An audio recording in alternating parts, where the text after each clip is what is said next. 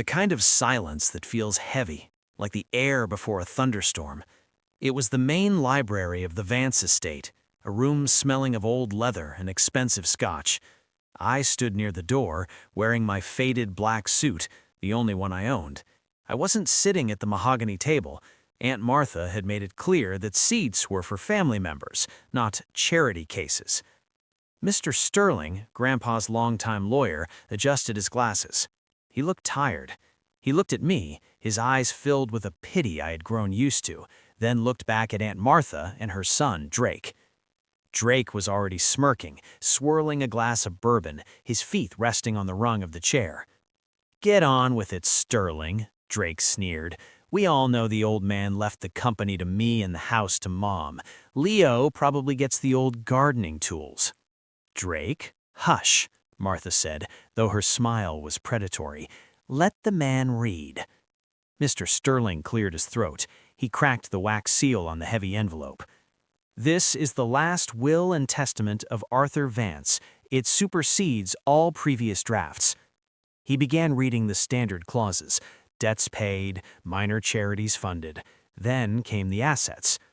"To my daughter, Martha, I leave the sum of $50,000 on the condition she vacates the estate within 30 days. Martha's glass hit the table with a sharp clink. "Excuse me?" "To my grandson, Drake," Sterling continued, his voice steady, "I leave my vintage car collection, provided he can pass a drug test within 48 hours. Drake's face went pale. He wouldn't pass. "And finally," Sterling looked up, locking eyes with me across the room, "to the only person who stayed by my side when the cancer took my dignity, to the one who cleaned me, fed me, and listened when I couldn't speak." My heart hammered against my ribs. I involuntarily took a step forward.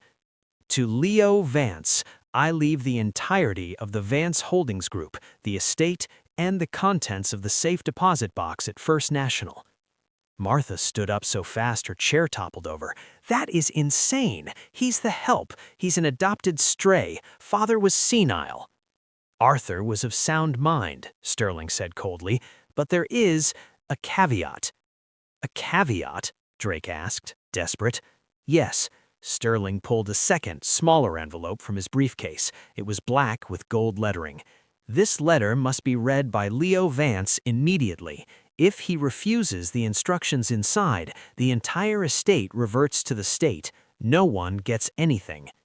Sterling walked over and held the black envelope out to me. "Well," Martha hissed, her face twisting into a mask of rage, "open it, servant boy." I reached out, my hand trembling slightly. I tore the top. I pulled out a single index card. It didn't have instructions. It had a GPS coordinate and a time. "You have 20 minutes, Sterling whispered. I froze. The coordinates on the card pointed to the old boathouse at the edge of the property. It was a ruin, a place Grandpa had forbidden anyone from entering for the last 10 years. Why there, and why now? But before I could move, the memory of why I was standing by the door instead of sitting at the table washed over me. It was a reflex, the shame. For the last 5 years, I hadn't been a grandson. I had been a ghost. When Grandpa Arthur fell ill, Martha hired 3 nurses. All 3 quit within a week because Arthur was difficult.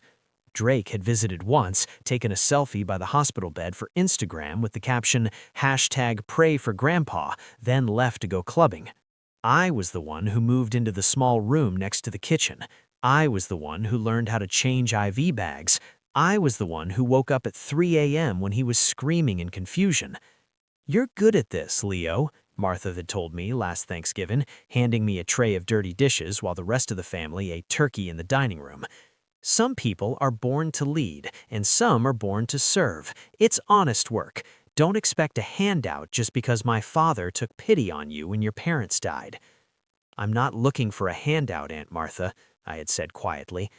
"Good," she had replied, checking her reflection in a spoon. "Because you're replaceable. The only reason you're still here is that you're cheaper than a nursing home." They called me the steward behind my back. Drake called me the butler to my face. I took the abuse because I loved the old man. I took it because in his lucid moments, Grandpa would squeeze my hand and say, "Observation is a weapon, Leo. Never forget that. Watch them. Watch them all." I didn't know then that he was training me. Back in the library, the silence shattered. "Give me that." Drake lunged for the card in my hand. I sidestepped him. It was a smooth, practiced motion. I wasn't just the guy who carried trays. I was the guy who had to physically support a 200-pound man when his legs gave out. I was stronger than I looked. "Touch me again, Drake, and you lose your teeth," I said. My voice was low, unfamiliar even to me. Drake blinked, stunned. The servant had spoken. "Run, Leo," Sterling warned, checking his watch. 18 minutes. I turned and sprinted out the French doors, into the rain. But as I ran across the muddy lawn, I heard the roar of an engine. Drake wasn't chasing me on foot. He was coming in his Porsche. The rain was coming down in sheets, turning the manicured lawn into a swamp. I could hear the aggressive revving of Drake's Porsche 911 behind me. He wasn't staying on the driveway. He was tearing up the grass, cutting straight toward the boathouse to cut me off. He didn't care about the will. He wanted to destroy whatever was at those coordinates. "He's gonna run you over!" I heard a shout from the terrace. It was one of the maids, Maria. I scrambled over a stone wall, my suit tearing at the knee. The boathouse was only 200 yards away now, looming like a skeletal beast against the gray sky. Drake's car fishtailed in the mud, spraying dirt, but he corrected it. He was going to beat me there. Then, I saw it. The boathouse door was already open. Someone was inside. I pushed my legs harder, my lungs burning. I reached the wooden deck just as Drake slammed on the brakes, his car skidding into the railing with a sickening crunch of metal. He jumped out, a tire iron in his hand. "It's mine! It's all mine, you leech!" I ignored him and bolted into the dark interior of the boathouse. It wasn't empty. It wasn't a ruin. Inside, the rotted wood was just a facade. The interior was a clean, climate-controlled office. Walls of monitors, rows of filing cabinets, and sitting in the center chair, looking terrified, was a man I recognized. It was Mr. Henderson, the company's CFO, the man who had signed off on the losses that nearly bankrupted the company last year. "Leo?" Henderson stammered, clutching a shredded document. I was told to come here by Martha." "What are you doing, Henderson?" I demanded, breathless. "Destroying the evidence," Drake's voice boomed from the doorway. He stepped in, swinging the tire iron. "Good work, Henderson. Mom said you'd be useful one last time." Drake looked at me, eyes wide with adrenaline. "You think Grandpa was just a sick old man? He was building a case against us for 5 years. He was going to send Mom to prison for embezzlement. But you're too late, Leo." Drake pointed to a metal trash can in the corner. Flames were licking up the sides. "The original deeds, the trust documents, everything that proves you own anything is ash." Drake laughed, a sound that echoed off the high ceiling. "Now get off my property, or I'll tell the police you broke in and started a fire." The smell of burning paper filled the small, high-tech room. Drake's laughter was manic, bouncing off the walls of monitors that displayed live feeds of the main house. "Get out!" Drake screamed, stepping forward with the tire iron. "You have nothing. No will, no deed, no proof." Mr. Henderson looked down, shamefaced. "I'm sorry, Leo. Martha, she has leverage on me." My world was collapsing. Without those papers, Sterling's reading of the will was just words. The courts would tie this up for decades, and with Martha's lawyers, they would bleed the estate dry before I saw a dime. I was homeless, broke, and standing in front of a man threatening to bash my skull in. Sirens wailed in the distance. The police. Drake smirked. "Mom called them 5 minutes ago. Trespassing, arson, assault. By the time you get out of jail, we'll have sold the company pieces." I looked at the fire. The papers were gone, truly gone. Despair clawed at my throat. I had spent years wiping puke, holding hands, being invisible. Was this the reward? To be framed and discarded? But then, a memory surfaced. 3 months ago, Grandpa was weak, barely able to lift his head. "Leo," he whispered, pointing to the bookshelf in his room, "the best place to hide a lie is in the truth, but the best place to hide the truth is in the noise." I looked at the wall of monitors. This wasn't just a security room, it was a server room. The lights on the rack were blinking rhythmically. "You're right, Drake," I said, raising my hands in surrender. My voice was steady, which seemed to annoy him. "Damn right. And Henderson destroyed the physical deeds." "Ashes to ashes," Henderson muttered. "Okay, I'll leave." Drake relaxed, lowering the iron slightly. "Smart choice. Go back to the gutter." I walked out onto the rain-slicked deck. The police cruisers were pulling up the long driveway, lights flashing blue and red against the twilight. I reached into my pocket. I didn't have the deed, but I had something else. When I was caring for Grandpa, he insisted I carry an old clunky dictaphone. He liked to record his thoughts. I kept it on me out of habit, but 2 weeks ago, I had plugged it into this very server rack to charge it. I pulled out the device. It wasn't just a recorder. It was an encrypted drive. The police officer stepped out of their cars, guns drawn. "Hands in the air!" one shouted. I raised my hands, holding the black device. I wasn't leaving. I was just getting started. "On the ground, now." The officer pushed my face into the wet wood of the deck. Mud filled my mouth. I didn't resist. I let him cuff me. "That's him!" Martha came running down the lawn, fake tears streaming down her face, holding a shawl around her shoulders. "He attacked my son. He set fire to the boathouse. He's been threatening us since my father died." Drake walked out, shaking his head like a victim. "He's crazy, officer. He thinks he owns the place." They dragged me to the squad car. As they shoved me into the back seat, I saw Mr. Sterling standing by the porch. He looked devastated. He thought we had lost. I caught his eye through the glass. I didn't panic. I tapped my nose twice, a signal Grandpa used to use when he was bluffing at poker. Then I nodded toward the black device the police had confiscated and placed in an evidence bag on the dashboard. The noise. They took me to the precinct. They booked me. Fingerprints, mugshot. The humiliation continued. They put me in a holding cell filled with drunks. An hour later, a man in a sharp gray suit walked in. It wasn't a public defender. It was Sterling. "You're in deep trouble, Leo," Sterling said, sitting on the other side of the glass. "They're charging you with arson and attempted extortion. Martha has friends in the DA's office." "Did you get the device?" I asked calmly.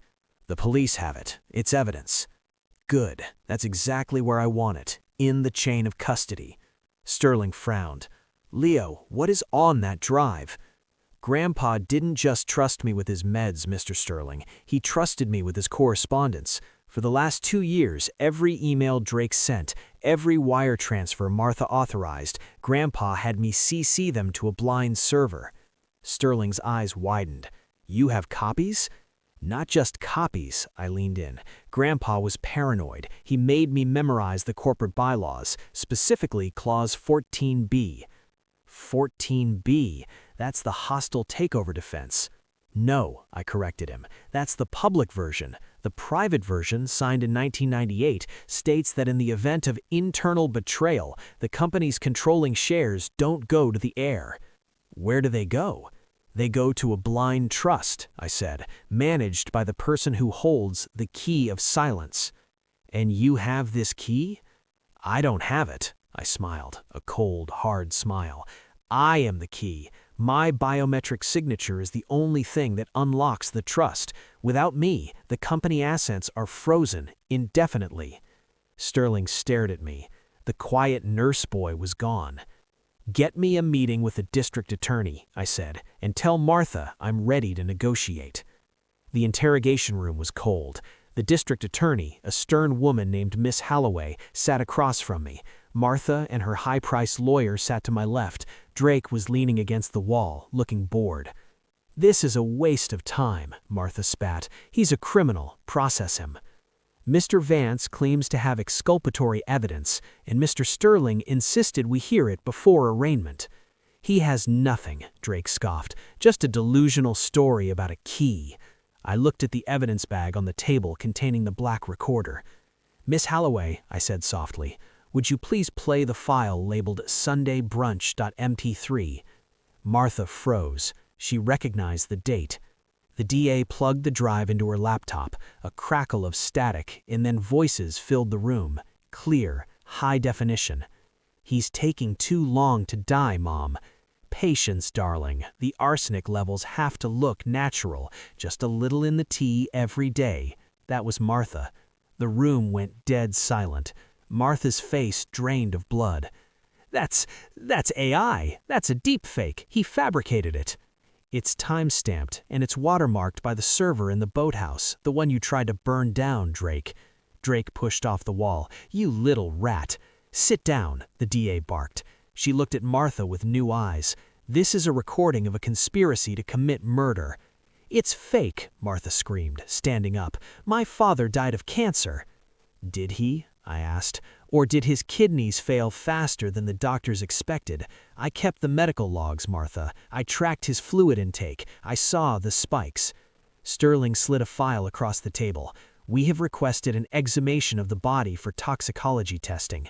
Martha trembled, but then a strange, twisted smile crept onto her face. She sat back down, regaining her composure. "Go ahead, dig him up. You won't find arsenic." I frowned. Why was she so confident? "You see, Leo," Martha purred, "I knew you were recording. I found your little microphone a month ago." My stomach dropped. "We didn't use arsenic," Martha whispered, leaning in. "And the will you read today, the one Sterling had, it's invalid." "Impossible," Sterling said. "Is it?" Martha pulled a document from her purse. "Because Leo here isn't Leo Vance." She slammed a DNA test on the table. "He's not adopted, Leo. He's my father's illegitimate son, which means under state law, as a direct heir born out of wedlock without recognition, he is legally barred from inheriting the specific trust mentioned in the will due to the morality clause father wrote in the 60s. She smiled cruelly. "You're not the servant, Leo. You're the dirty secret, and secrets get nothing." The revelation hung in the air like toxic smoke. Illegitimate son.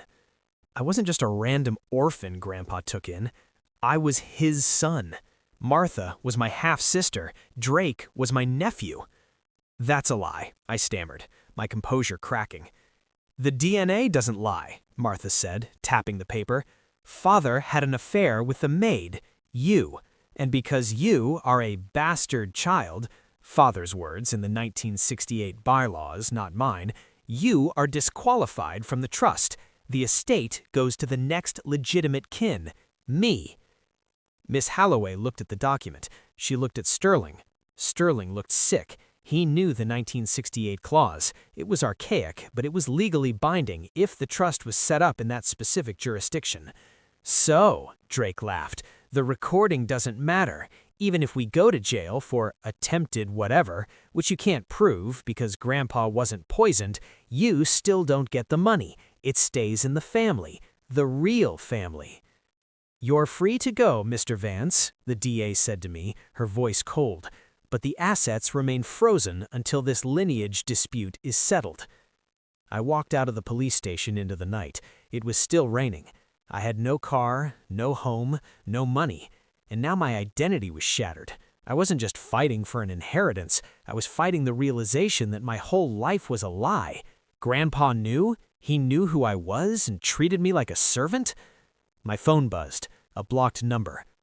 "Leo," a distorted voice said, "don't go to the hotel Sterling booked for you." "Who is this?" "Someone who knows about the morality clause. Martha is right about the law, but she's wrong about the timeline." "What do you mean?" "Check your email, the hidden one." I ducked into a 24-hour diner and opened my laptop on the cracked table. I logged into the shadow server using a VPN. There was a new file, upload complete, 10 minutes ago. It was a scan of a marriage certificate dated 1985 between Arthur Vance and my mother. My breath caught. They hadn't just had an affair, they were secretly married. I wasn't illegitimate. I was the primary heir. But then I saw the second file, a police report draft. Wanted, Leo Vance, for the murder of Arthur Vance. The news was playing on the diner TV. Breaking news: disgruntled caretaker suspected of overdosing billionaire Arthur Vance.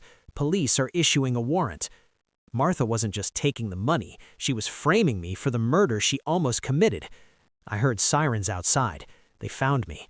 I didn't run out the back. That's what a guilty man does. Instead, I stood up, buttoned my torn suit jacket, and waited. When the officers burst in, I put my hands on the counter. I am surrendering, and I am demanding a public trial. 2 weeks later, the courtroom was packed. It was the media event of the year, the servant heir versus the billionaire daughter. Martha sat at the plaintiff's table, looking elegant in black. Drake looked smug. They had painted me as a gold-digging, ungrateful nurse who killed the old man for a payout he couldn't get. Miss Holloway, the DA, was prosecuting me. "Ladies and gentlemen," she began, "we found traces of morphine in Arthur Vance's system, morphine that this man administered." She pointed at me. "Defense?" the judge asked. Mr. Sterling stood up. "Your Honor, we call one witness, not a person, but a system." "Objection!" Martha's lawyer shouted. "Overruled. Proceed." Sterling wheeled in a large monitor. Leo Vance wasn't just a nurse. He installed a proprietary health monitoring system in Arthur's room. It tracks vitals, but it also tracks air quality and motion. We played the video. It wasn't the Sunday brunch audio. It was thermal imaging footage from the night Grandpa died. The screen showed a heat signature, Grandpa in bed. Then another heat signature entered. "Is that you, Leo?" Sterling asked me on the stand. "No," I said clearly. "I was in the kitchen making broth. You can see me on the kitchen cam at timestamp 2200. "Then who is this?" The figure on the screen didn't administer meds. It reached for a pillow. The courtroom gasped. The thermal figure pressed the pillow over the old man's face. The heat signature of the old man struggled, flailed, and then went cold. "Murder," Sterling said. "Not by poison, by suffocation." "You can't prove who that is," Drake shouted, standing up. "It's a blob of heat." "True," I said from the stand. "Thermal cameras don't show faces, but they do show accessories." I pointed to the screen. The heat signature had a distinct, cold spot on the wrist, a massive, chunky watch. "Drake," I said, "raise your left hand." He froze. He was wearing his signature $50,000 platinum watch. "And," I continued, "the system logs Bluetooth connections. At the exact moment of death, a phone paired with the room's speakers." Sterling hit a button. The log appeared on screen. "Device connected. Drake's iPhone. Now playing. Another one bites the dust." The cruelty of it silenced the room. He had played a victory song while smothering his grandfather. "Arrest him!" The judge hammered the gavel. Pandemonium broke out. Bailiffs moved toward Drake. Martha was screaming at her lawyers. But amidst the chaos, I felt a vibration in my pocket. The burner phone Sterling gave me. I looked at the text. It was from Grandpa's number. "Look under the defendant's table, now." I frowned. I looked down. Taped under the heavy oak table where I sat was a small envelope. I ripped it open. Inside was a letter in Grandpa's handwriting. "Leo, if you are reading this, you have passed the public test. You exposed the rot, but you missed the root." I looked up. Drake was being cuffed. Martha was crying, but she wasn't looking at Drake. She was looking at Mr. Sterling. My blood ran cold. I looked back at the letter. Sterling isn't just a lawyer. He is the trustee. He drafted the morality clause. He advised Martha on the illegitimate strategy. He played both sides to bankrupt the estate so his firm could acquire the assets at auction. I looked at Sterling. He was packing his briefcase, a small, satisfied smile on his face. He had won the case for me, yes, but why?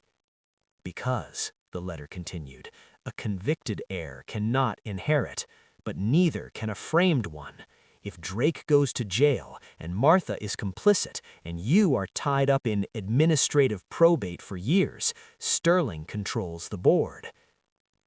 "Mr. Sterling," I said quietly. He stopped. "Yes, Leo, we did it. You're free." "You knew about the marriage certificate," I said. "You hid it." Sterling's smile didn't waver, but his eyes hardened. "I don't know what you mean." "Grandpa's letter says you're the snake," I said, holding up the paper. "Grandpa's dead, Leo, and you have no money to sue me. I control the trust now. I am the executor." "Not anymore." I turned to the judge, who was still trying to restore order. "Your Honor, one last piece of evidence." I pulled a small rusted key from the envelope Grandpa had left. "The boathouse wasn't the only safe," I announced. "Grandpa had a physical safe deposit box. This is the key." "So what?" laughed Sterling. "It's probably empty." "No," I said. "It contains the resignation letter you signed in 2015 when Grandpa caught you skimming funds. He didn't fire you because he wanted you to keep close, but the date on it activates today." Sterling's face went white. If that letter existed, Sterling had been practicing law without a license for the estate for 10 years. Every motion he filed was void. His immunity was gone. The aftermath was swift and brutal. Drake was sentenced to 25 years for second-degree murder. The playlist log was the nail in his coffin. Martha avoided jail time by turning state witness against Sterling, but she was stripped of every penny. The morality clause backfired. Since she had knowingly covered up a murder, she was disinherited by the state's Slayer statute. She was last seen moving into a one-bedroom apartment in the bad part of town, working as a receptionist. Sterling was disbarred and indicted for fraud and embezzlement. The resignation letter I found was real. Grandpa had played the longest game of all. As for me, I walked into the Vance Tower not as a servant and not as a quiet man. I walked in as the CEO. I fired the board members who enabled Martha. I rehired the staff she had fired. I stood in Grandpa's office looking out over the city. I wore a new suit. On the desk sat the picture of my mother and father, Arthur and the maid, finally framed and visible. I picked up the phone. It was the head of HR. "Mr. Vance," she said nervously, "what are your orders?" I said, "We're changing the company motto." "To what, sir?" I looked at the old index card Grandpa had left me. "Service is power." I hung up.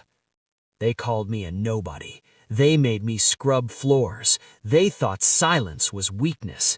But they forgot the most important rule of nature. The wolf you don't hear is the one that tears your throat out. Karma doesn't forget, and neither do I.